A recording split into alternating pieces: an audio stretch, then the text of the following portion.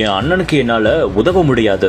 நடிகர் சிவாஜி கணேசனின் வீட்டை ஜப்தி செய்ய உத்தரவிடப்பட்ட விவகாரத்தில் பரபரப்பை ஏற்படுத்திய நடிகர் பிரபு தரப்பின் வாதம், தன் அண்ணன் பல பேரிடம் கடன் வாங்கியதாகவும் அதற்கு தான் பொறுப்பல்ல என்று கூறியதால் பெரும் பரபரப்பு.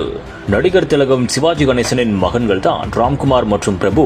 ராம்குமாரின் மகன் துஷ்யந்த் மற்றும் அவரது மனைவி அபிராமி ஆகியோர் பங்குதாரர்களாக உள்ள ஈசன் புரொடக்ஷன்ஸ் நிறுவனம் பட தயாரிப்புக்காக தனபாக்கியம் என்டர்பிரைசஸ் நிறுவனத்திடம் இருந்து 3,75,00,000 மற்றும் அதற்கான வட்டியை திருப்பி செலுத்தவில்லை என்று கூறப்படுகிறது. இது தொடர்பான வழக்கில் சிவாஜி கணேசன் வாழ்ந்த அன்னை இல்லத்தின் ஒரு பகுதியை ஜப்தி செய்து அதன் மூலம் துஷ்யந்த் வாங்கிய கடனை ஈடு செய்ய உயர்நீதிமன்றம் உத்தரவும் பிறப்பித்திருந்தது.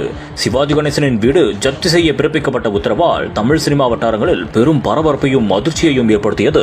சிவாஜி கணேசன் வீட்டை ஜப்தி செய்யும் உத்தரவுக்கு எதிராக நடிகர் பிரபு சென்னை உயர்நீதிமன்றத்தில் இடையீட்டு மனு தாக்கல் செய்திருந்தார். அதில் அன்னை இல்லத்தை சிவாஜி தன் பெயரில் உயில் எழுதி வைத்திருந்ததாக குறிப்பிட்டிருந்தார். இந்த வழக்கு தற்போது விசாரணைக்கும் வந்தது. அப்போது பிரபு தரப்பில் அன்னை இல்லம் தனக்கு சொந்தமானது என்றும் அன்னை இல்லம் மீது எந்த விதத்திலும் எனது அண்ணன் ராம்குமாருக்கோ அவரது வாரிசுகளுக்கோ உரிமை இல்லை என்று கூறியதாக கூறப்படுகிறது. ராம்குமார் பெற்ற 3 கோடி கடனுக்காக எனக்கு சொந்தமான 150 கோடி மதிப்பிலான சொத்து முடக்கப்பட்டிருப்பதாகவும் இதுவரை என் வாழ்நாளில் ஒரு பைசா கூட கடன் வாங்கியதில்லை என்று வாதம் செய்ததாகவும் கூறப்படுகிறது. அப்போது நீதிபதி, ராம்குமார் உங்கள் சகோதரர் தானே, நீங்கள் அவரது கடனை செலுத்திவிட்டு பின்னர் அவரிடமிருந்து பெற்றுக்கொள்ளலாமே என்று கூறியதாகவும் தெரிகிறது. இதற்கு பிரபு தரப்பில் இருந்து இதுபோன்று அவருக்கு உதவி செய்ய முடியாது என்றும் நிறைய பேரிடம் ராம்குமார் கடன் வாங்கியிருப்பதாகவும் அதற்கு தான் எந்த விதத்திலும் பொறுப்பாக முடியாது என்று கூறியதாகவும் கூறப்படுகிறது.